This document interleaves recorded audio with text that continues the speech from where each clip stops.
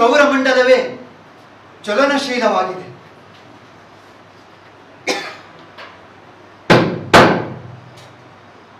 ಭೂಮಿ ಸೂರ್ಯನ ಸುತ್ತ ಸುತ್ತುತ್ತದೆ. ಇಡೀ ಸೌರಮಂಡಲವೇ ಚಲನಶೀಲವಾಗಿದೆ. ನೋಡಿದ್ರಾ, ನಾನು 2 ಸಲ ಈ ಟೇಬಲ್ ಮೇಲೆ ಶಬ್ದ ಬರುವಂತೆ ತಟ್ಟಿದೆ. ಅದು ಒಂದೇ ಸ್ಥಳದಲ್ಲಿ, 2 ಬೇರೆ ಬೇರೆ ಕ್ಷಣದಲ್ಲಿ. ಸರಿ ತಾನೆ? ಇದು ಸರಿನಾ? ಭೂಮಿ ಸೂರ್ಯನ ಸುತ್ತ ಸುತ್ತುತ್ತದೆ ಮತ್ತು ಇಡೀ ಸೌರಮಂಡಲವೇ ಚಲನಶೀಲವಾಗಿದೆ. ಈ ವಿಶ್ವದ ಸಕಲ ಚರಾಚರ ವಸ್ತುಗಳು ಸತತವಾಗಿ ಚಲಿಸುತ್ತಲೇ ಇರುತ್ತವೆ. ಅಂತೆಯೇ ಈ ಕೊಠಡಿಯು ತನ್ನ ಪರಿಧಿಯಲ್ಲಿ ತಿರುಗುತ್ತಿದೆ ಅಂತಾಯಿತು. ಸೂರ್ಯನ ಕಕ್ಷೆಯಲ್ಲಿ ಭೂಮಿ ತಿರುಗುತ್ತಿದೆ ಮತ್ತು ಭೂಮಂಡಲದ ಪ್ರತಿಯೊಂದು ವಸ್ತುವು ಚಲನೆಯಲ್ಲಿರಬೇಕಾದರೆ ನನ್ನ ಈ 2 ಸಲ ಬೇರೆ ಬೇರೆ ಸಮಯದಲ್ಲಿ ಒಂದೇ ಸ್ಥಳದಲ್ಲಿ ತಟ್ಟಿದ ಶಬ್ದಗಳು ಒಂದೇ ಸ್ಥಳದಲ್ಲಿ ತಟ್ಟಿದ ಶಬ್ದಗಳನ್ನು ಕರೆಯುವುದಾದರೂ ಹೇಗೆ? ಹಾಗೆನ್ನಲು ಸಾಧ್ಯವೇ ಇಲ್ಲ ನೋಡಿ. ಯಾಕೆಂದರೆ ಈ ಕೊಠಡಿಯು ತನ್ನ ಪರಿಧಿಯಲ್ಲಿ ತಿರುಗುತ್ತಿದೆ ಅಂತಾದರೆ ನಾನು ಇಲ್ಲಿ ಮತ್ತೆ ತಟ್ಟಿದೆ ಅಂದಾಗ ಈ ಟೇಬಲ್ ಯಾವಾಗಲೂ ಈ ಸ್ಥಳದಿಂದ ಆಚೆಗೆ ಹೊರಗೆ ಹೋಯಿತು ಅಥವಾ ಹೋಗಿರಬಹುದು. ಹಾಗಾಗಲಿಲ್ಲ ಅಲ್ಲವೇ? ಅದು ತನ್ನ ಸ್ಥಾನದಲ್ಲಿಯೇ ಶಬ್ದ ಮಾಡಿತು. ಯಾಕೆ ಹೀಗೆ? ಯೋಚಿಸಿ ಯೋಚಿಸಿ. ಯಾಕೆಂದರೆ ಈ ಟೇಬಲ್ ಈ ಕೋಣೆಯ ಸ್ಪೇಸ್ ಅಂದರೆ ಅವಕಾಶದ ಸ್ಥಳದಲ್ಲಿ ಇಡಲ್ಪಟ್ಟಿದ್ದು ಅದು ಕಾಲದ ಸಾಪೇಕ್ಷತೆಗೆ ನಿಜವಾಗಿದೆ. ಸರಿ, ಆದರೆ ಈ ಟೇಬಲ್ ಇದೇ ಸ್ಥಳದಲ್ಲಿ ಇರುವುದೆಂದು ನಾವು ನಿರ್ಧರಿಸುವುದು ಹೇಗೆ? ಇದೇ ಸ್ಥಳವೆಂದು ನಿರ್ಧರಿಸಬೇಕಾದರೆ ನಾವು ಕಾಲದ ಬಗ್ಗೆ ನಮ್ಮಲ್ಲಿರುವ ಈವರೆಗಿನ ಕಲ್ಪನೆಯನ್ನು ಅಂದರೆ ಭೂತ, ವರ್ತಮಾನ, ಭವಿಷ್ಯತ್ ಎಂಬ ತಿಳುವಳಿಕೆಯನ್ನು ಮರೆಯಬೇಕಾಗುತ್ತದೆ. ಕಾಲ ಅನಂತವಾದದ್ದು. ಟೈಮ್. ನಾವು ಕಾಲದ ಬಗ್ಗೆ ನಿಖರವಾಗಿ ಮಾತನಾಡಬೇಕಾದರೆ ಅಥವಾ ಕಾಲವನ್ನು ಗುರುತಿಸಬೇಕಾದರೆ ನಾವು ಸ್ಥಳದೊಡನೆ ಅದು ಹೊಂದಿರುವ ಸಾಪೇಕ್ಷತಾ ಸಂಬಂಧವನ್ನು ಕಡ್ಡಾಯವಾಗಿ ಗಣನೆಗೆ ತೆಗೆದುಕೊಳ್ಳಲೇಬೇಕು. ಎಲ್ಲಿಯವರೆಗೆ ಈ ಟೈಮ್ ಮತ್ತು ಸ್ಪೇಸ್ ಇವುಗಳ ತಿಳುವಳಿಕೆ ನಮಗೆ ಸ್ಪಷ್ಟವಾಗಿ ಆಗುವುದಿಲ್ಲವೋ ಅಲ್ಲಿಯವರೆಗೆ ನಮ್ಮ ಈ ಜ್ಞಾನವು ಪೂರ್ಣ ಎಂದು ಹೇಳಬಹುದೇ? ಕಾಲವಿಲ್ಲದೆ ಸ್ಥಳವಿಲ್ಲ. Time space, space time. ಅದಕ್ಕಾಗಿ ನಾನು ಮತ್ತೊಂದು ಭಾಷಣ ಮಾಡಬೇಕು. ಮೋಜಿನ ಸಂಗತಿ ಎಂದರೆ ಮೊದಲಿನ ಹಾಗೆ ಈಗ ನನ್ನ ಭಾಷಣಗಳು ತುಂಬಾ ಗಂಭೀರವಾಗಿರಬೇಕೆಂಬ ಒತ್ತಡವೇನಿಲ್ಲ. ನಾನು ಈಗ 70ರ ಮುದುಕ. ಯಾವುದೇ ವಿಷಯದ ಬಗ್ಗೆ ಮಾತಾಡಿದರೂ ನಡೆಯುತ್ತದೆ. ನೋಡಿ, ನೀವು 70 ವರ್ಷದವರಾದರೆಂದರೆ ಸಾಕು, ಒಂದೇ ವಿಷಯದ ಬಗ್ಗೆ ಮಾತನಾಡಬೇಕೆಂಬ ಒತ್ತಡದಿಂದ ನೀವು ಮುಕ್ತರಾದಂತೆ. ಯಾವುದಕ್ಕೂ ಸಂಬಂಧವಿಲ್ಲದಂತೆ ವಿಷಯಾಂತರ ಮಾಡಿದರೂ ಜನ ಕೇಳ್ತಾರೆ, ಚಪ್ಪಾಳೆ ತಡ್ತಾರೆ. ಆದರೆ ನನಗೆ ಅತಿಥಿಯಾಗಿ ಹೋಗಿ ಸನ್ಮಾನ ಮಾಡಿಸಿಕೊಳ್ಳುವುದೆಂದರೆ ಮುಜುಗರ. ನನಗೆ ಅತ್ಯಂತ ಕಠಿಣ ಶಿಕ್ಷೆ ಎಂದರೆ ಯಾವುದು ಗೊತ್ತೇ? ಮುಖ್ಯ ಅತಿಥಿಯ ಪರಿಚಯ ಮಾಡಿಕೊಡ್ತಾರಲ್ಲ, ಅದನ್ನ ತಾಳ್ಮೆಯಿಂದ ಕೇಳಿಸಿಕೊಳ್ಳೋದು. ಪಾಪ, ಪರಿಚಯ ಮಾಡಿಕೊಡುವವರ ಉತ್ಸಾಹ, ಅಭಿಮಾನ ಪ್ರಾಮಾಣಿಕವಾದದ್ದೇ.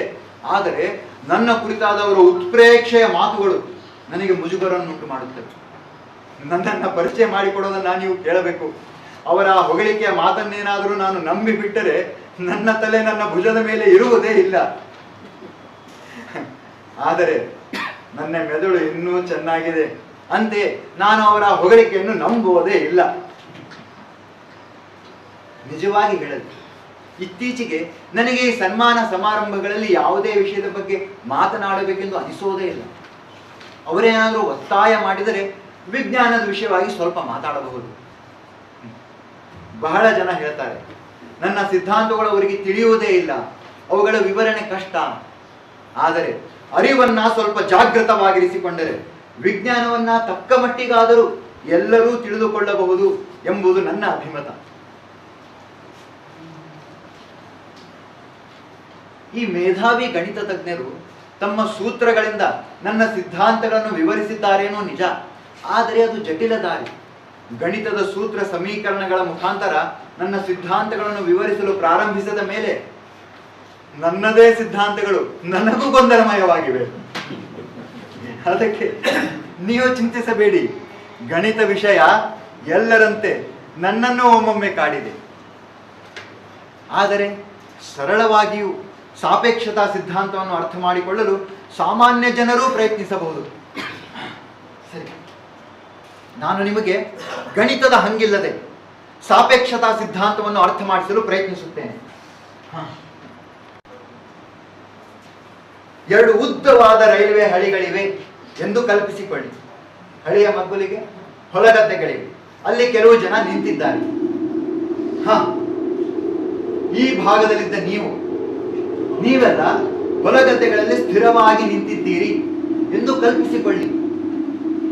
ಮಳೆಗಾಲದ ಒಂದು ದಿನ ಆಕಾಶದಿಂದ ನೋಡುತ್ತಿದ್ದಂತೆ ಎರಡು ಮಿಂಚುಗಳು ಪಡಲೆಂದು ಮಿಂಚುತ್ತವೆ.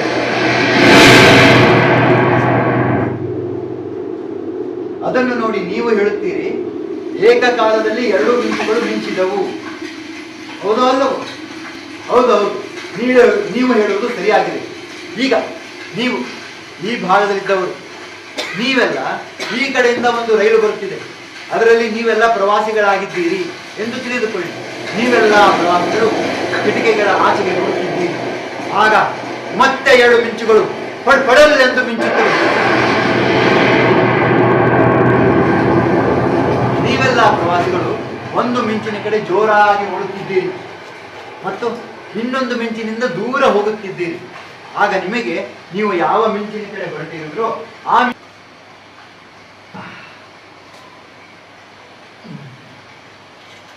ನಾನು ನಿಮ್ಮ ವಿರುದ್ಧ ದಿಕ್ಕಿನಿಂದ ಚಲಿಸುವ ರೈಲಿನ ಬಾಗಿಲದಲ್ಲಿ ನಿಂತುಕೊಂಡು ನಿಮಗೆಲ್ಲ ಕೈ ಬೀಸುತ್ತೇನೆ. ನಾವೆಲ್ಲ ಮತ್ತೆ ಮಿಂಚು ಹೊಡೆಯಲು ಕಾದಿದ್ದೇವೆ, ಸರಿನಾ? ಎಲ್ಲರೂ ಸಿದ್ಧರಾಗಿ. ಮತ್ತೆ ಎರಡು ಭಯಂಕರವಾದ ಮಿಂಚುಗಳು. ನನ್ನ ದೃಷ್ಟಿಯಲ್ಲಿ ಈ ಮಿಂಚು ಮೊದಲು ಹೊಡೆದಿದೆ ಮತ್ತು ನಿಮ್ಮ ದೃಷ್ಟಿಯಲ್ಲಿ ಅದು ಮೊದಲು ಹೊಡೆದಿದೆ. ಮತ್ತು ನೀವೆಲ್ಲ ಪಾಪ ಮಳೆಯಲ್ಲಿ ತೋಯಿಸಿಕೊಂಡು ಹಾಗೆಯೇ ನಿಂತಿದ್ದೀರಿ ಮತ್ತು ಎರಡೂ ಮಿಂಚುಗಳು ಏಕಕಾಲದಲ್ಲಿ ಮಿಂಚಿದ್ದನ್ನು ವೀಕ್ಷಿಸಿದ್ದೀರಿ. ನಿಮ್ಮ ಅನುಭವಕ್ಕೆ ಬಂದದ್ದು ಕೂಡ ಹಾಗೆಯೇ. ಆದರೆ ನಮ್ಮೆಲ್ಲರ ಅನಿಸಿಕೆಗಳು ಒಂದೇ ಆಗಿದೆ ಮತ್ತು ನಮ್ಮೆಲ್ಲರಿಗೂ ನಮ್ಮ ಗ್ರಹಿಕೆಗಳು ನಮ್ಮ ದೃಷ್ಟಿಯಲ್ಲಿ ಸತ್ಯ ಕೂಡ. ಯಾಕೆ ಹೀಗೆ? ಯೋಚಿಸಿ.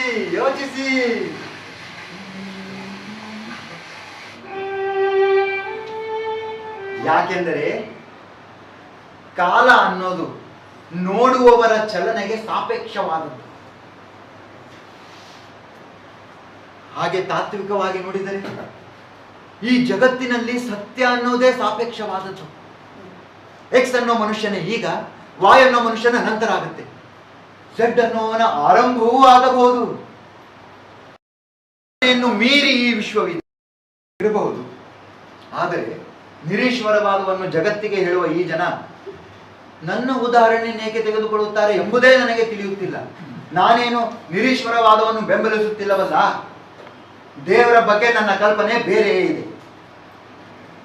ದೇವರೆಂದರೇನು? ಏನು? ಸೃಷ್ಟಿ. ನಾನು ಸೃಷ್ಟಿಯನ್ನು ನಂಬುತ್ತೇನೆ.